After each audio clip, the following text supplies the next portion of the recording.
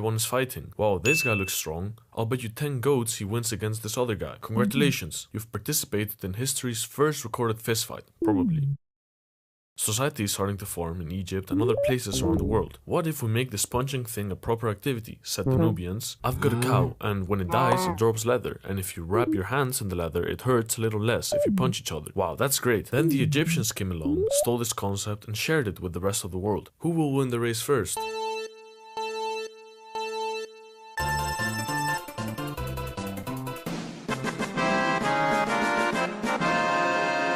They didn't like to write, so we don't really know what they did. Good job, Sumerians. Anyways, over in Greece, writing was kind of their thing, and also punching each other. Well, they actually liked the more advanced version of punching each other, where you can also grab and throw each other. The rest of the world will get this patch update soon. Wrestling was the most popular sport at the time. Literally everyone was doing it, even guys like Plato and Pythagoras. Fun fact, Plato isn't, hi, you have hands. Pretty cool, right? You can hold stuff, you can even hold stuff and throw it at the same time. You can use your hands to farm food, and you can use tools to farm food but faster. And you can, play that back? What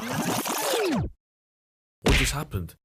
This guy doesn't have any food, so he's taking your food. Fighting was just invented. Now, I Plato's actual name. It was just his fighting nickname, meaning broad shoulder. We still don't know his real name. Anyways, bare fists are cool, but you know what's cooler? Big metal swords, said the Romans, swiftly taking over Greece. But then they realized that fighting each other for fun was also quite cool. They saw Greek boxing and thought, what if we made this even more violent? Enter kaistus, some small metal gloves designed to turn boxing from a friendly sport into a murder scene. Romans weren't really into civilized sports anyways. These gloves were used during gladiator fights, which were matches that literally ended with one of the gladiators dying. Fun times. Anyways, the Roman Empire fell eventually, and boxing sort of disappeared. Turns out people had bigger problems, like plagues and barbarians. They kept fighting, but with swords and big sticks. People thought they were too good to fight each other with their fists, until England, trying to be different, changed that. Enter bare knuckle boxing, where gentlemen punch each other for fun. No rounds, no gloves, and fights lasted until someone literally couldn't stand anymore.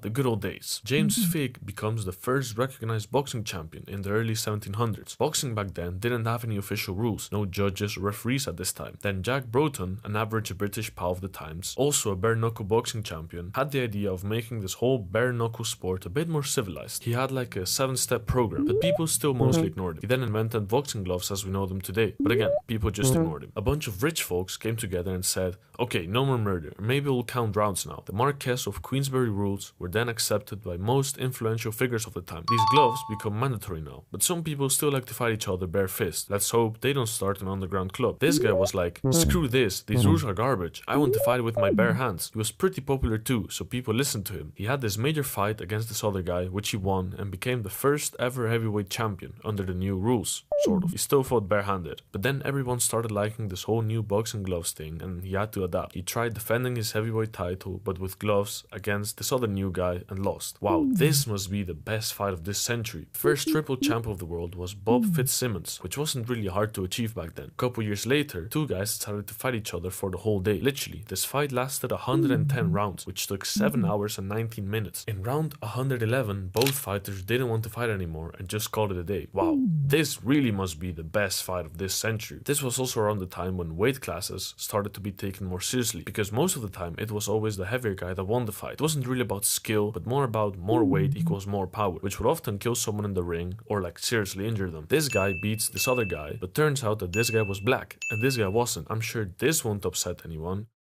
Sir, the people are fighting. Why? What happened? The black guy beat the white guy. What? Send a new one. And that plan failed in a historical fight between James Jeffries and Jack Johnson, which led to a bunch of riots across the US. Wow, this must be the best fight of this century for sure. World War I happens. Many of the future boxing champions were soldiers during the First World War. It also helped the sport because this would happen. Bro, you're doing it all wrong. In the US we do this. That's not how we do it in the UK. You guys do boxing? Anyways, after the war, the US created the NBA. No, not that one. This one. Get it? In 1921, these two guys have a fight sponsored by the guy who owns the New York Rangers, which becomes the first $1 million fight in boxing history. The first $1 million gate in boxing history, scheduled for 15 rounds for the heavyweight championship of the world. Wow, boxing is really starting to make some serious money. I'm sure this must be the best fight of the century. It's 1938, a German painter has just been elected as the German president. This starts pissing off a bunch of countries who don't really like what he's doing. So the US sends its best boxer to fight against the best German German boxer, trying to show the German who's boss. In a huge fight, the American guy ends up defeating the German guy. Right to the body, a left hook to the jaw, and Schmeling is down. This really must be the best fight of this century for sure. Then World War II happens. Remember that one American guy who beat the German guy in the ring? Well, he just enlisted in the army to beat up even more Nazis. Fast forward to the post-war era, enter Sugar Ray Robinson. He was really good at boxing, but he wasn't as heavy as these other guys, so he got less money. People still liked him a lot, so they said that he was still better than these other guys. Calm down everyone. Let's just say he is better for his weight class. So if we compare 1 pound of him versus 1 pound of this other guy, he would be better, right? Yeah, I guess. And that's how the term pound for pound was born. Some guy from Kentucky starts training in some torn down gym. Don't mind him, but he might just be about to change boxing forever. He travels a lot around the world, fighting for a bunch of titles and starts becoming really popular. He also has a lot of charisma and the TV loves him. He then becomes a Muslim, changes his name to Muhammad Ali and starts to dominate boxing after claiming the heavyweight title against Sonny Liston. Everyone else is scared of fighting this guy now. I'll fight him, says Joe Frazier, an undefeated heavyweight world champion. Oh shit, he's going to fight Ali? Wow, this must be the best fight of this century. And after 15 long rounds, Ali loses. What? His first ever defeat. Don't worry, they soon had a rematch which Ali wins. They'll soon have a third and final rematch. This will for sure be the best fight of this century. Ali goes on to fight other boxers like George Foreman. It was in this fight Ali developed his signature move of standing against the ropes. Wow, what a spectacle. Maybe this is the fight of the century. No, because Joe Frazier is now having his third and final rematch against Ali. In a brutal spectacle, 14 harsh rounds, Joe Frazier's trainer throws the towel and calls for the end of the match. I think it's going to be over. It's all over. Ali has now won the final rematch and comes out as the undisputed champion of the world. It was the closest thing to death I've ever known, said Ali after the fight. It's now the 80s. Lighter weight classes are starting to get really popular, with legends like Sugar Ray Leonard, Roberto Duran and Marvin Hagler. Lightweights are much lighter than heavyweights, so they punch quickly and move really fast, which makes the fight much more intense for the audience. A couple years later, a new kid pops up. He's starting to get really good, and he wants to fight the big boys. He's just 20 years old, while these guys are well into their 30s. They're also way taller than him. Nah, just forget about this kid. Oh shit, he just won against the heavyweight champion. He's now the youngest champion ever. Mike Tyson was also very good friends with the legend Muhammad Ali. In 1988, he went up against Larry Holmes, one of the few boxers who beat Muhammad Ali during his prime. Right before the fight, Muhammad Ali tells Mike Tyson to take revenge for him. Okay, says Mike Tyson, who then dominates the fight and wins by a spectacular knockout. Wow, this must be the best fight of this century. Everyone is scared of fighting this guy now. I'll fight him, says Buster Douglas, but bro, you're not even that good, and no one has ever won against Tyson. But Douglas just lost his mother, and before she died, Douglas promised his mom he would beat Tyson in a fight. The stakes are high. The whole world is watching this fight. And after 9 long rounds, Buster Douglas is done for. It's over, just give up. But in a miracle punch in the 10th round, he actually manages to knock out Mike Tyson. Buster landing these. Oh, nice uppercut by Buster Douglas. Look at this. He's knocked down for the first time in his career. Wow, this must be the best fight of this century. Mike Tyson's career doesn't stop there though. He then goes on to fight a bunch of other champions, like Evander Holyfield, a fight where Tyson really took a bite. No, literally, out of Holyfield's ear, ending the fight in disqualification. In 1992, a young boxer known as Prince becomes a really popular featherweight boxer because he's always dancing in the ring. He's winning most of his fights by knockout while emoting at his opponents. Many big names in boxing come back from retirement to fight in the ring again because of financial problems. George Foreman came back from his retirement after his manager put all of their money in a stock which collapsed. So he fought one last time in 1997 when he was 48 years old for the heavyweight world championship against Shannon Briggs, who was only 25 years old. Remember Holyfield, the guy whose ear was bitten off by Mike Tyson? He goes on to defend his heavyweight title several times, leading up to the last major fight of the millennium, a much-awaited fight between Holyfield and Lennox Lewis in 1999. People thought the world was gonna end in the year 2000, so this must really be the best fight and the last fight of the century. But the world didn't end, so boxing kept going. This guy won all the available titles, he got the achievement, something never done before, and then instead of retiring, he kept defending his titles over in the next decade. Wow, what a guy. Then boxing sort of died. People were too busy losing all their money in the stock market or something.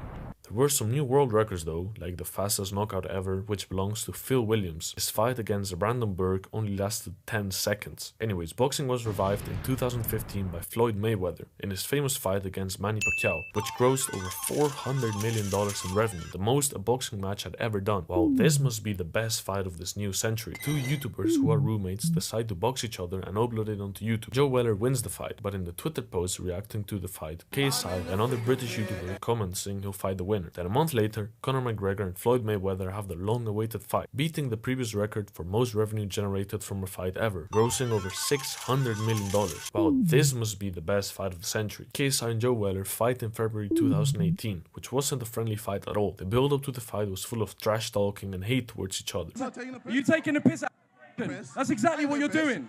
This is when influencer boxing really becomes a thing. KSI wins this fight and calls out the most hated influencers at the time. Jake Paul, Logan Paul, any of the Pauls, I don't care. Bring it.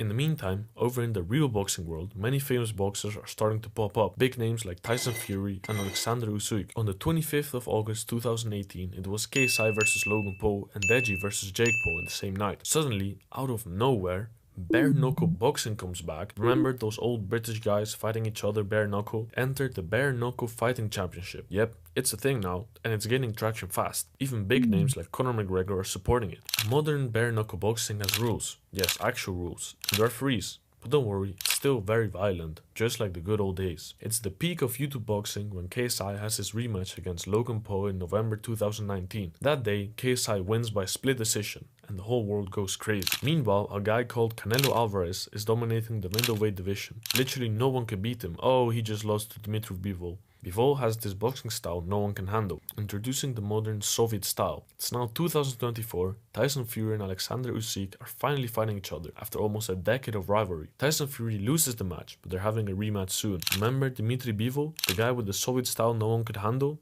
Though he just lost against Arthur Beterbiev. Now he is the undisputed light heavyweight champion. Mike Tyson got out of retirement to fight Jake Paul on Netflix. One of the most controversial fights in history. 58-year-old legend against a 27-year-old influencer. Wow, this must be the best fight of the century. It was probably scripted because it's Netflix and organized by Jake Paul's boxing organization. Anyways, what the hell is MMA?